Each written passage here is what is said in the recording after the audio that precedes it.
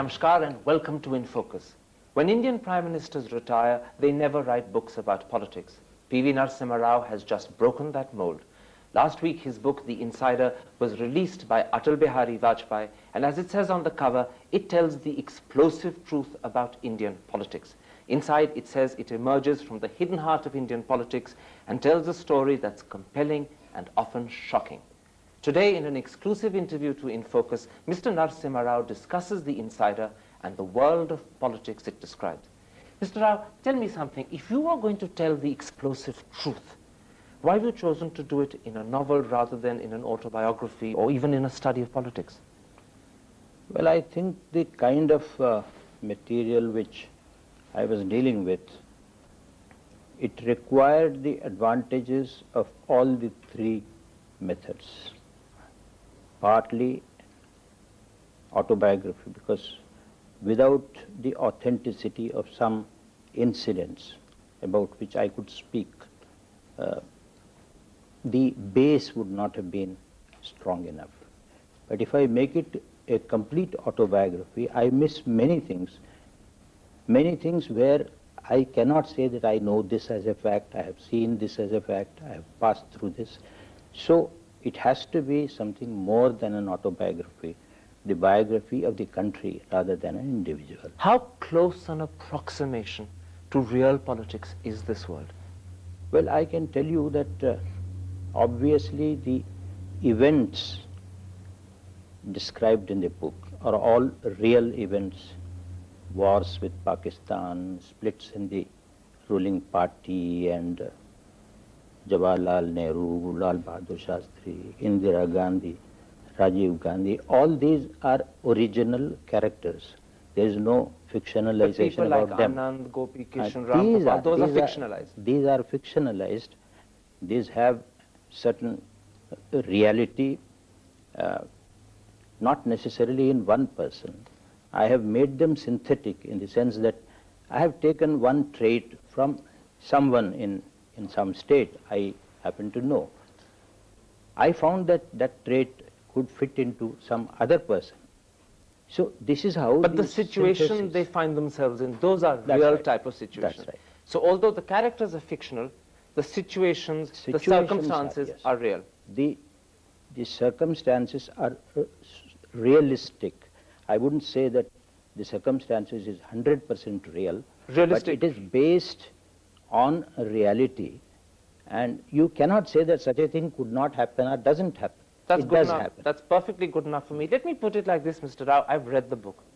The world that emerges is a world of manipulation, self-seeking, conniving, cold-blooded calculation, sadly devoid of either ideology or even a sense of mission. Would you accept that? You have all kinds of tricks played in an election. The result is that the most popular person does get elected in an indirect election. Like that, I have given a balanced picture. I didn't say that it is so bad that nothing good can come out of it. No, but you opened our eyes to a side that up till now we didn't know about. These things are not known to the general reader, generality of readers. They are very much known to politicians who are actually either dealing with these methods, dealing with these situations. Some of them are doing these things. Some of them are suffering as a result of these things being done to them. You say politicians won't be surprised by the world you describe, but the outsider would be shocked. Outsider who is not so much into politics, he only sees the newspaper stories and whatever he hears from people, etc. For that outsider, in a sense, you exposed a reality of politics he didn't know anything about. Absolutely. I wanted that outsider to know what is happening. And it's not because I wanted to enlighten him and keep quiet there. I wanted him to realize that the system has been subjected to so much of corrosion, and if democracy has to succeed, apart from politicians, apart from ministers, apart from MLAs and MPs, who is to be properly educated, who is to fully understand the situation? It is the people. And in opening the people's eyes That's to right. this reality of politics, you're also hoping that they'll put pressure to change it. That's it. That's it. That is the utilitarian part of it. That's the most important part of it. And that is the result which I somehow expect from the interaction of the book and the people or its reader. Let's come to the book itself. One of the insights you offer is the characterization of power in terms of what you call the Aurangzeb principle, that the essence of power is that it cannot be shared, that to attain it you have to usurp it. In a democracy, that's a very uncomfortable principle, isn't it? Well, it is uncomfortable, but there are methods of doing it in the context of democracy, and that's what I described. It may not be the exact method Aurangzeb used. There are other methods of making the number one person ineffective, slowly ease him out and occupy his position. This is happening most of the time. You do that all in parties fact, it's happening. You do that in this book in the case of Chief Minister Mahendranath when he gets replaced by Mr. quite Chaudhary. right.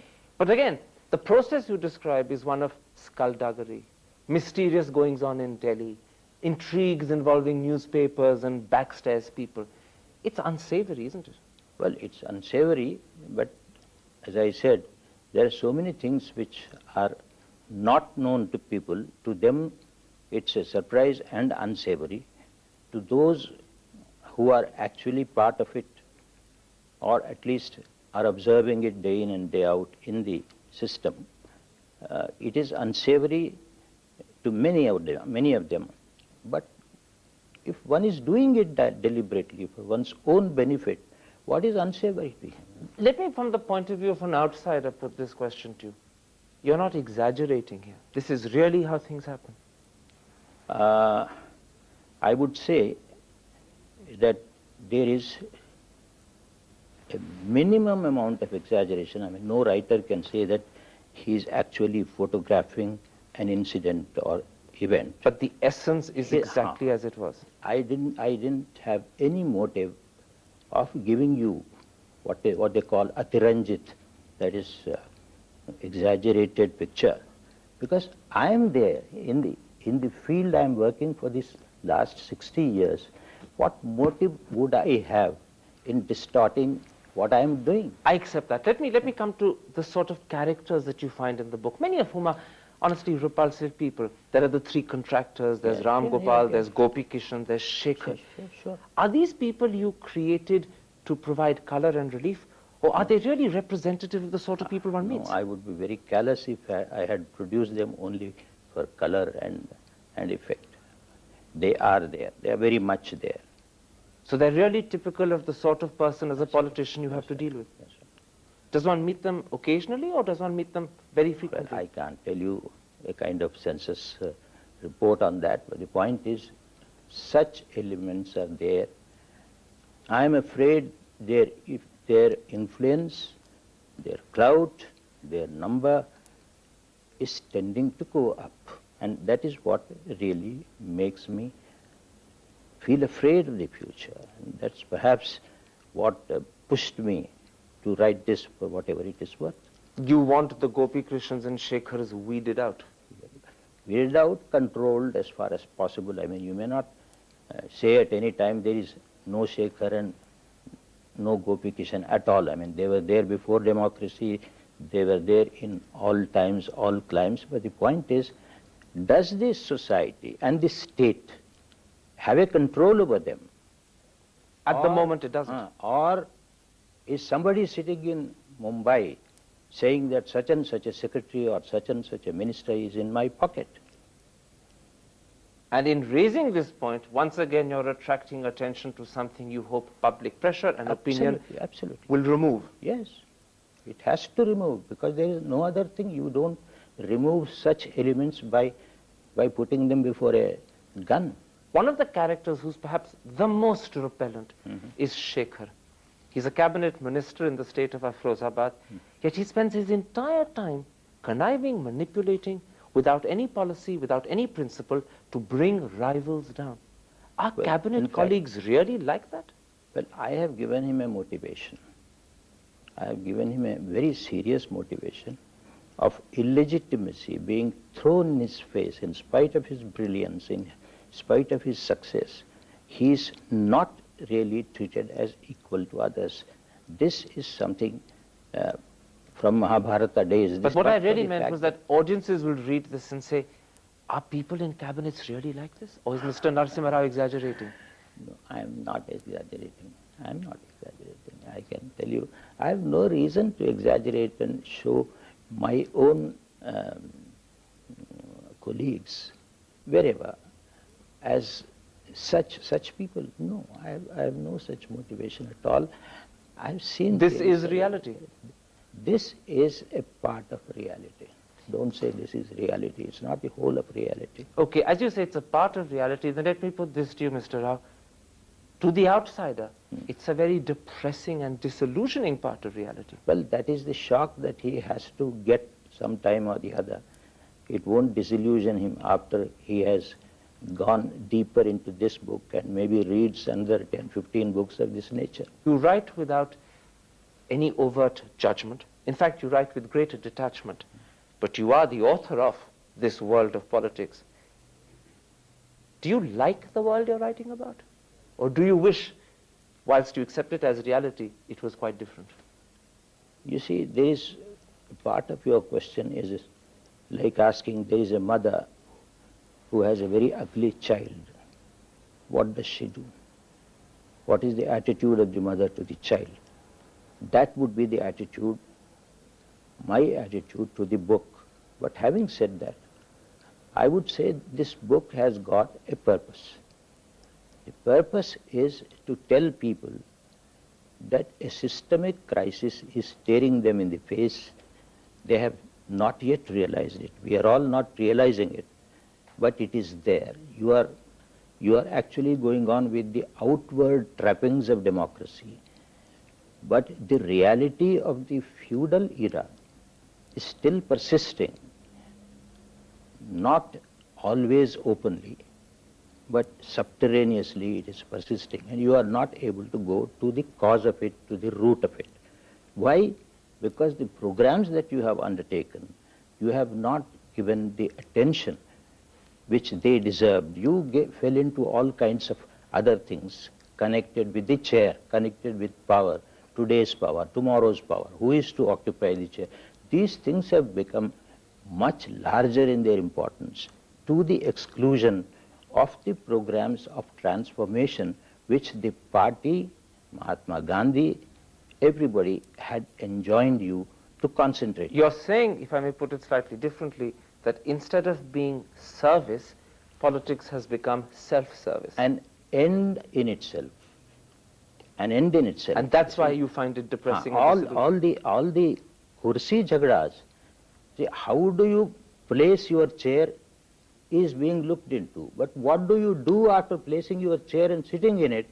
That thing is being forgotten because we never seem to settle in the chair. You also said something else a moment ago. You said that all these things are getting worse as days go by. Yeah, that I have seen because I have been in the field for so many years that I could make a comparison of 1950 to 1980 or 90. My last question for this part, if things are getting worse, who's to blame? The people who come into politics or the system? Now, I think that is an unprofitable kind of question. The question is, how are you going to put it right? By bringing new people in? Absolutely, that is one very good way of doing it. Go ahead and do it. And the other way, all for it. And the other way is to courageously expose what you don't like about it. That's right. That's right. If people don't know at all what is happening, then how would you motivate them to bring about a change? That's why you've opened this can of worms to public exposure. Yes. This book is really essentially, in one sense, an expose, isn't it? Yes, With the best motive. It is expose, there is no doubt about it. But whom I am exposing is the question. I am exposing the situation. I am not exposing X, Y, Z. Absolutely. Mr. Rao, at that point, let's take a commercial break. I want to come back after the break and perhaps talk a little bit about some of the real people that feature in the book. We'll be back in just a couple of moments. Don't go away.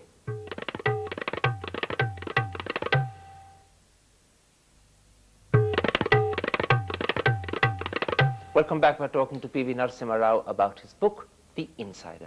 Mr. Rao, I want in this part to talk about what the book says about the 4 prime ministers, the real people.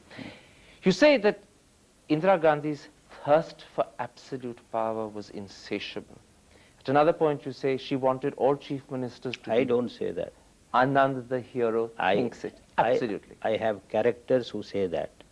And in my own political life, I have seen people who have not only said it, but said it any number of times and based their actions and their attitudes on this hypothesis.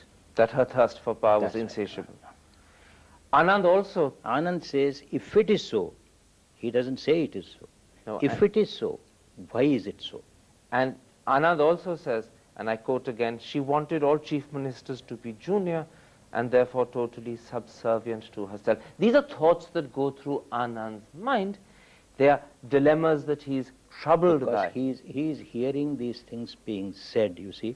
He wants to know which is the right thing, which is the right assessment on the basis of which he, Anand, has to act. But in fact, he never comes to a solution, does he? He doesn't decide whether she wanted people to be subservient or not. He has a very arbitrary kind of opinion about her. He thinks that she wants him as chief minister to implement the policies adumbrated, clearly promised in the manifesto. Now, whether she has told him or not, he has drawn this conclusion. And that is where he differs from the others, because they don't take that as true of the manifesto, some of them. He takes that true as the manifesto. He says, my prime minister, my leader could not have meant anything else. And yet there were a lot of people, as Anand is aware, who were absolutely convinced that she meant something else. In fact, Anand thinks at one point that she wants politicians, chief ministers, who are dwarfs in all ministries, dwarfs in all walks of life, so that they can be expunged at her will. This is the idea which he gets from others. He is also weighing this idea. The question that you raise as author through Anand's thinking is, was Indira Gandhi looking for power's sake, or did she have an end in mind? That's right. But the question is never answered. Anand avoids answering it. That will be answered in the second volume. Indira Gandhi is only 1/3 over. The real difficulty, the real test of Indira Gandhi's leadership is coming later. Okay, let me ask you. You're the author who raises the question. What way do you try and answer it yourself?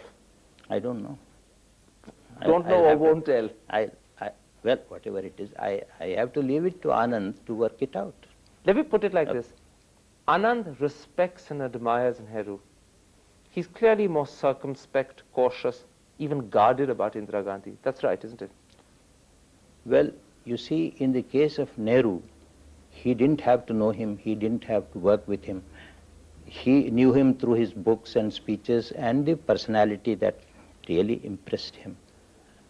He knows so much about Nehru, but he doesn't know Nehru. Indira he knew personally. Indira ji was closer, you see. He knew personally to some extent. Of the same age, there is an element of, And because she was closer, the scales dropped from his eyes a little. No, scales don't drop. The point is, at the same time, so much confusion comes from other sources. The people who say they are even closer to her, they give a different version. But one thing is true. As author, you describe his feelings with the words that he was in a sense crushed by her. He considers himself a nominated chief minister with limited power created by her. Well, he knows the fact that he is a nominated chief minister. Then the second question is, why did she nominate him? So he comes to some conclusions about the job that she is supposed to have expected him to do, and he goes about that job. And does suppose and does it or tries to do it, completely, whatever. and I agree with you, but he always has reservations, subtly expressed, about the fact he's nominated. He wished such nominations didn't have to happen in the system, doesn't he? Well, the opinions about the nominated chief ministers, they were there galore. I mean, everybody was expressing all these things. On the other hand, he was trying to find a reason for it. He was one of the few people who was trying to find the reason for it. He called the other chief ministers very good status quo chief ministers. He wanted to be a man for change. That's right. So if she wants you to do something which changes the society, and if it doesn't change, then the society will simply disintegrate, as happened after 1967. Hence the need for nominating chief ministers. Therefore, if she thinks that the chief ministers who are very good status quo chief ministers suddenly are asked to do something which they have never done, never thought of doing, then is it fair? I accept that, and that's a good justification for what she was in the process trying to do. Yes. But let me put something to you as my last question. You're a congressman, you're a former prime minister. Your book raises certain fundamental questions Yes. about Indira Gandhi's style in office, Yes. her motivation in office, Yes. and it raises certain questions about the sort of prime minister she was. And the questions that were actually raised in her time. But by raising them, you're giving them a certain elevated position. No, I am not elevating anything. I am only bringing out situations which I knew about, and perhaps in course of time other people have forgotten, or the next generation doesn't know about it. So you're again... So they should know that all this agony we have passed through already, and they will pass through tomorrow. Tomorrow, if there is a change from socialism, as we understood, to liberalization, is it a smooth change? It's a very difficult change, but how it was brought about, you will know only when you come to that time. Mr. Rao, once again, in writing about Indira as you have, you are opening our eyes in case we have begun to forget. Isn't that what you're doing? It is not for you. You see, the evaluation process has taken a rather oversimplification, a kind of line of oversimplification. You're restoring the complexity and richness. I am telling them that nothing is so simple as you have been thinking. You are in the habit of looking at white and black. Nothing is white and black in life. It is all predominantly grey, in so many shades of grey. Now it is for the coming generations to bring to bear a much clearer judgment to the achievements or the failures of our own leaders. That's very necessary. Did it take courage to attempt to re-evaluate Indira Gandhi in today's climate? I won't say any more than that. No, to me, I think there is nothing to intimidate me. I'm always a person who expresses what he feels, and I haven't given all the details, but I did so when Indiraji was there also. I mean, but it was never misunderstood for a long time, and for some time they thought there is something, but then they found that this man has the core of honesty about him. And that's what they appreciated. I think so. Mr. Rao, for speaking so openly, and if I may add, not always in code, thank you very much for this wonderful interview. That's it for this week. In Focus, we'll be back next week with another interviewee, but for today, from PV Narasimha Rao's residence in Motilal Nehru Marg, New Delhi, goodbye.